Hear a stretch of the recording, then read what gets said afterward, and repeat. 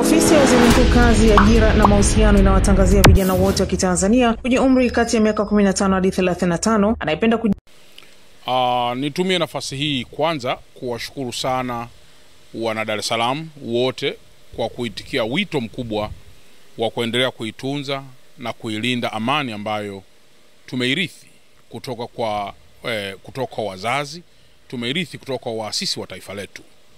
Leo tunasherehekea siku kuu ya uhuru wa nchi yetu. Maana yake tangu mwaka 1961 mpaka sasa mwaka 2025 unaweza kuona kwamba sasa taifa letu liko huru kwa miaka mingapi mpaka sasa. Na kwa kufanya hivyo ni washukuru pia sana wana Dar es Salaam kwa kuitikia wito wa Amiri Jeshi Mkuu na Rais wa Jamhuri ya Muungano wa Tanzania kuhusu namna ya kusherehekea sikukuu hii ya uhuru wa taifa letu. Waziri Mkuu jana alitoa tamko kumwakilisha Mheshimiwa Rais wa Jamhuri ya Muungano wa Tanzania kuhusu wa Tanzania kusherehekea sherehe hii, lakini kwa wale ambao hawatakuwa na kazi ya muhimu sana basi kuweza kupunguza movements kama inabidi. Kwa Dar es Salaam naweza nikakiri kwamba mpaka muda huu tunapozungumza hali iko shwari na mji wetu uko salama, na niendelee tena kuwashukuru sana wana Dar es Salaam kwamba wameendelea kuwa mabalozi wazuri sana katika masuala ya amani ya taifa letu. Na wapo pia wachache wanaoweza pia kutamani kwamba taifa letu liingie tena kwenye misuko. Niendelee tena kushukuru sana na kuvitia moyo vyombo vya dola katika taifa letu kwamba ni muda wa kuendelea kulinda amani ya taifa letu pasipo hata kuweka mashaka ya aina yoyote. Nimeona tangu asubuhi, mchana na hata jioni baadhi ya picha zikiwa zinaibuliwa, picha za matukio ya nyuma. Yapo matukio ambayo yapo matukio ya tarehe 29 ya mwezi Oktoba mwaka 2025, yapo matukio ya tarehe 30, lakini yapo matukio hata ya nyuma zaidi ambayo yanaibuliwa leo kuonesha kwamba Dar es Salaam tayari maandamano, tayari vitu vingine vimechafuka. Na kwa ujumla ni kwamba baada ya msemaji wa Jeshi la Polisi kuweza kuyaona haya, msemaji wa Jeshi la Polisi ametoa taarifa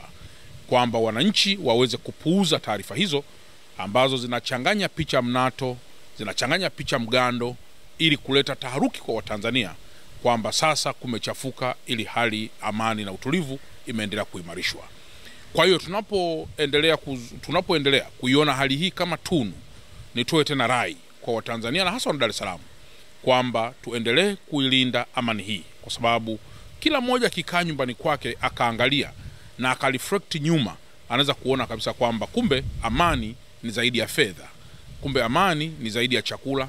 kumbe amani ni zaidi ya jambo lote lile, kumbe amani ni zaidi ya utajiri wa aina yoyote. Kwa hiyo kumbe ukiambiwa